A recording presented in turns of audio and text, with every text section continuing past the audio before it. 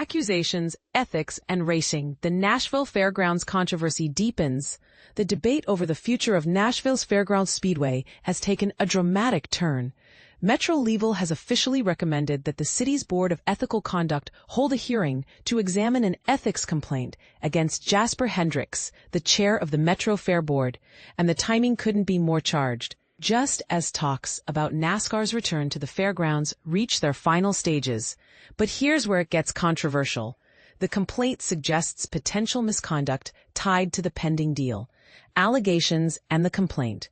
Back in September, 4 fairgrounds area residents, among them former Metro Council member Sandra Moore, lodged a formal ethics complaint against Hendricks.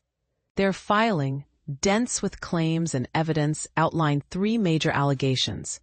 That Hendricks, who previously ran for Metro Council in District 19, allegedly held private discussions with Bristol Motor Speedway regarding the Speedway's redevelopment without proper authorization. That Bristol Motorsports allegedly gave Hendricks a complimentary ticket to a NASCAR gala in November 2024 and contributed to his 2023 campaign. That Hendricks reportedly collaborated with a Bristol public relations representative on crafting media messaging and leaked a confidential agreement between Mayor Freddie O'Connell and Speedway Motorsports, Bristol's parent company, to a media outlet. The complaint included textual and photographic evidence, such as pictures of Hendricks attending the gala and text exchanges between him and Bristol's PR professional, Matthew Kuhn. One message allegedly contained phrasing Kuhn suggested Hendricks use when responding to reporters.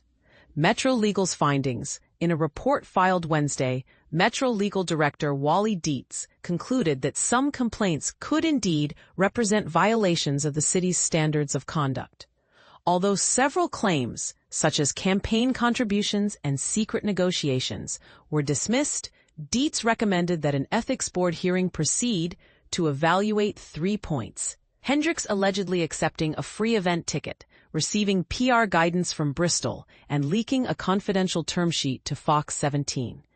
The Board of Ethical Conduct, a panel of 5 members reviewing cases against Metro officials, will decide whether to dismiss the case, issue a censure, or pursue further action. But the bigger question looming over this process is political. Will this inquiry sway ongoing debates about what should happen to the Speedway itself? The broader battle over the fairgrounds. For years, South Nashville neighborhood associations have resisted NASCAR's comeback bid. Their concerns, noise, parking, and traffic, have clashed with supporters who claim the Speedway revitalization would bring economic gains. In 2023, an alternate redevelopment plan proposed converting parts of the fairgrounds into a public park and affordable housing project. That plan, however, was halted by a lawsuit.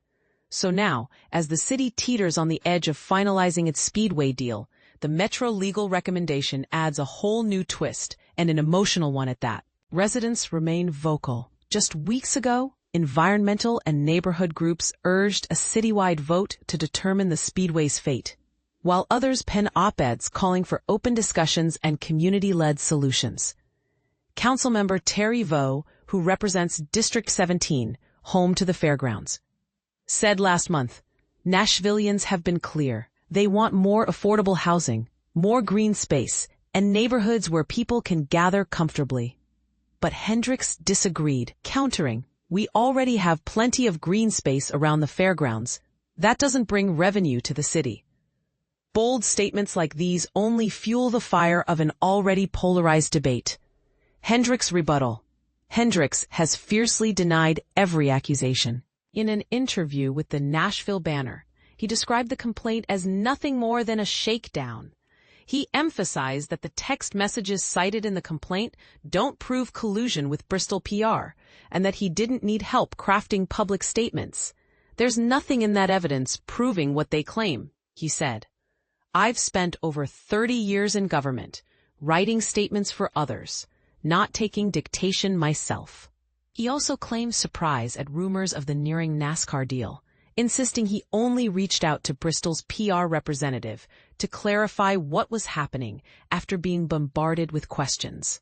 Hendricks alleged that anti-track groups are leading targeted campaigns against him, even claiming his family received calls offering money in exchange for removing online criticism.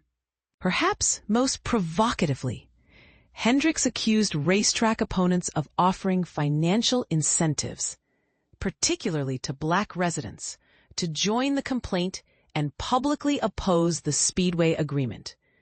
"We'll see what they say," he remarked about the upcoming ethics hearing. What's next? With passions running high on both sides, the question remains, will the Ethics Board's findings influence Nashville's next move regarding the Fairgrounds Speedway? Or is this just another flare-up in a years-long battle about land, power, and progress? What do you think? Is this ethics case a legitimate inquiry into official misconduct, or a political weapon aimed at derailing the Speedway deal?